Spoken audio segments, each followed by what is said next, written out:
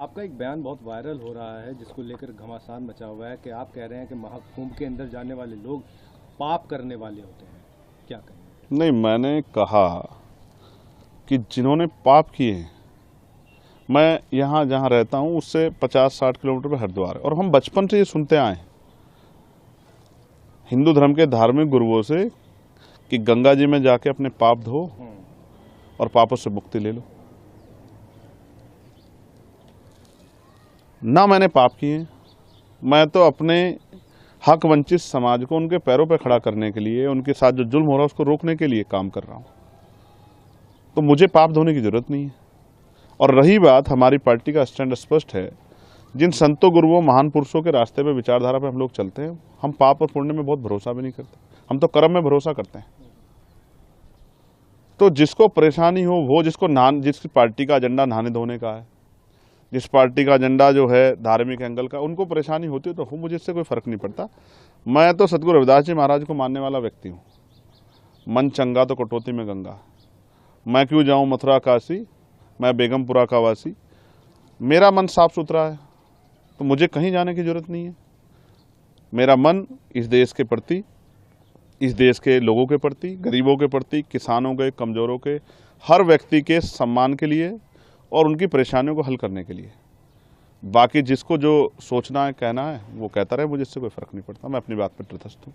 वहाँ इतने मंत्री, साधु संत और मुख्यमंत्री, खुद प्रधानमंत्री को न्योता मिल गया, तो वो सब जा रहे हैं, तो क्या वो सब पापी हैं?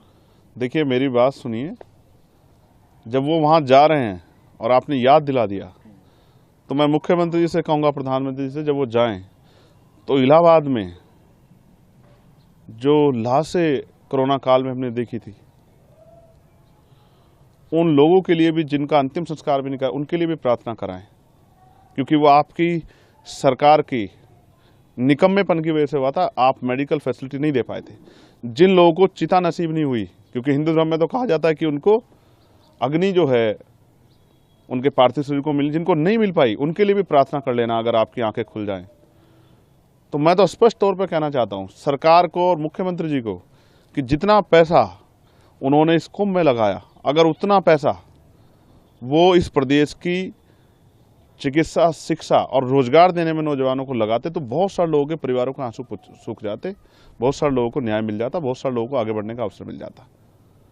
उसमें तो सरकार फेल दिख रही है।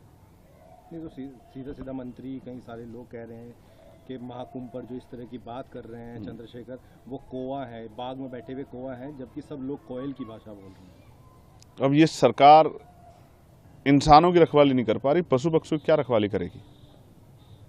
मैं स्पष्ट तौर पर कहना चाहता हूं कि सरकार फेल है। और जो मंत्री और सरकार के लोग जा रहे हैं, मैं उनको बस याद दिलाऊंगा कि जब वो जाएं तो सनी आज जिनकी मुजफ्फरनगर में पीट पीट के हत्या कर दी, उनके लिए भी प्रार्थना कर लें। जब वो जाएं तो जिनकी 5 लोगों की, मुस्लिम समाज की, यहाँ मेरठ में हत्या कर दी, उनके लिए प्रार्थना कर लें। वो जो बच्चा जिसने पार्लियामेंट के सामने जाकर जितेंद्र ने खुद को आग के हवाले कर दिया, न्याय न मिलने पे, बागपत के उस बच्चे के लिए भी प्रार्थना कर लें। जब वो जाएं, अमन जिसकी पुलिस ने पीट पीट के हत्या कर दी लखनऊ में, उसके लिए भी प्रार्थना कर लें। रामचंद्र मौर्य जिसकी पीट पीट के अभी लखीमपुर खीरी में हत्या कर दी है, उसके लिए भी प्रार्थना कर लें। 69 शिक्षक भर्ती के बच्चों को उनका हक मिल जाए, उनकी फाइल खुल जाए, उसके लिए भी एक बार वो सोच लें। जो महिलाओं पर अन्याय अत्याचार हो रहा है, उसके बारे में भी सोच लें। किसानों के जो बुरे हाल है, किसान, हमारे नेता दल्लेवाल जी बैठे हैं जीवन मरण के बीच में, अपनी समस्याओं को लेकर किसानों को, उनके लिए भी सोच लें। इस पे तो ये निकम्मी सरकार कुछ सोच नहीं रही है। तो इनका एजेंडा जो है नहाने धोने का और धार्मिक एजेंडा, इन पे मैं कुछ कहना नहीं चाहता। इनको जो कहना है कहें, लेकिन जनता इनको आने वाले समय में सबक सिखाएगी।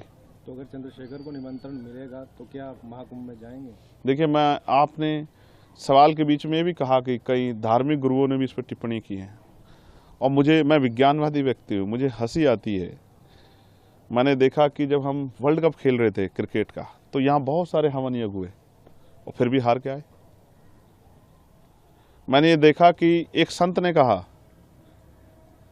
कि हम ऐसा हवन यज्ञ करेंगे इस बार कि पाकिस्तान नक्शे से बाहर हो जाएगा। तो उनसे कहूँगा कि चाइना के लिए भी कर लेना। और अगर इस तरह से, पाकिस्तान में तो हिंदू भी रहते हैं जिनके लिए आप रोज चिंता करते हो, तो उनको भी, उनके जीवन को भी समाप्त करना चाहते हो नक्शे से हटा के। इन्हीं एक संत ने कहा कि मरे मुलायम काशी राम, प्रेम से बोलो जय श्री राम।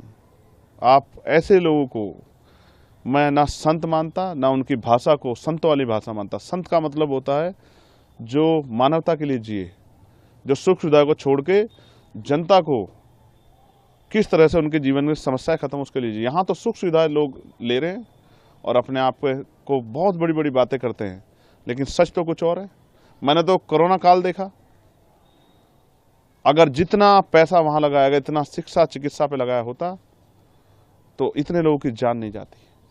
और ये सब चीजें सरकार की देख रेख में, और कम तो बहुत जल्द जल्द आता है। फिर भी हमारे देश में कोरोना जैसी महामारी आ गई, इतने लोगों की जान चली गई, लॉकडाउन लग गया, मजदूरों की इतने लोगों की जान चली गई। तो मेरा काम है अपने संतों गुरुओं महापुरुषों की विचारधारा को लोगों तक पहुंचाना। जब ये अपने धार्मिक एजेंडे को स्थापित करने के लिए हमारे लोगों को गुमराह करने का काम करें, मैं अपने लोगों को जागरूक करने का काम करूं। मैं किसी को रोक थोड़ा ही रहा हूं, जिसको निमंत्रण मिला वो भी और जिसको नहीं मिला वो भी जाए। लेकिन मैं याद दिलाऊंगा कि ये संत ही थे जो जब राम मंदिर का शिलान्यास हुआ तो इन्होंने प्रधानमंत्री पे बहुत सारे सवाल खड़े किए थे, इस भाजपा पे सवाल खड़े किए थे, इनके जो है उस कार्यक्रम पे तिथि पे सवाल खड़े किए थे। इन्होंने तो किसी की नहीं सुनी। ये तो खुद को आस्था का सबसे बड़ा स्वरूप बताते हैं। मैं तो वैज्ञानिक दृष्टिकोण की बात कर रहा हूँ। मान्यवर काशीराम साहब जो हमारे नेता हैं, मैं आखिरी तौर पर आपसे कह रहा हूँ, मैं उनको गुरु मानता हूँ, मैं उनका चेला। उन्होंने कहा, उन्होंने पंडाल लगाया, उन्होंने कहा जिनको इस जन्म में मुक्ति चाहिए, अपने दुखों का नाश करना है, वो हमारे साथ आ जाएं, और जिनको अगले जन्म की परवाह है वो कुंभ में चले जाएं। तो मैं तो इसलिए आपसे कहना चाहता हूं कि मान्यवर काशीराम साहब ने रास्ता दिखाया, अगर दलित, पिछड़े, आदिवासी, अल्पसंख्यक समाज के लोग, मुसलमान, जैन, सिख, बौद्ध, ईसाई, पारसी, उनके साथ जो हिंसा हो रही है, उनके साथ जो जुल्म हो रहा है, उनके अधिकारों पर जो हमला हो रहा है, अगर उनको अपनी समस्याओं से मुक्ति चाहिए, इस जीवन में अच्छा जीवन चाहिए आत्मसम्मान का, तो उनको आज़ाद समाज पार्टी के साथ, चंद्रशेखर के साथ आना चाहिए, तभी उनका भला हो सकता है। बाकी तो ये तो चलता रहेगा। सरकार जिस एजेंडे की सरकार है, जिस विचार सरकार, वो उस पर काम करेगी, और वो अपना काम कर रहे हैं, हम अपना काम कर रहे हैं। इससे किसी को परेशानी नहीं होनी चाहिए। और बाकी मैं सबकी आस्थाओं का सम्मान करता हूँ। मैं तो संविधानवादी व्यक्ति हूँ।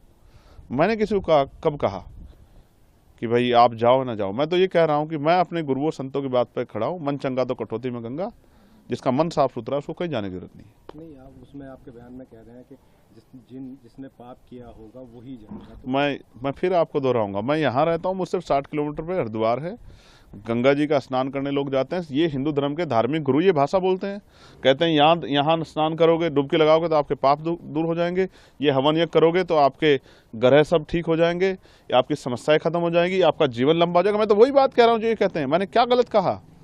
लेकिन मैं नहाने धोने की राजनीति नहीं करता हूँ। मैं लोगों को सही पथ पे ले जाके उनके दुखों की मुक्ति के लिए राजनीतिक सत्ता के बगैर, और उनको जब तक आर्थिक सशक्तिकरण नहीं होगा, सामाजिक भेदभाव खत्म, तब तक बदलाव नहीं हो सकता। मैं तो अपने काम पे अपने उस विचार को, महापुरुषों विचार को आगे बढ़ाने का काम कर रहा हूँ।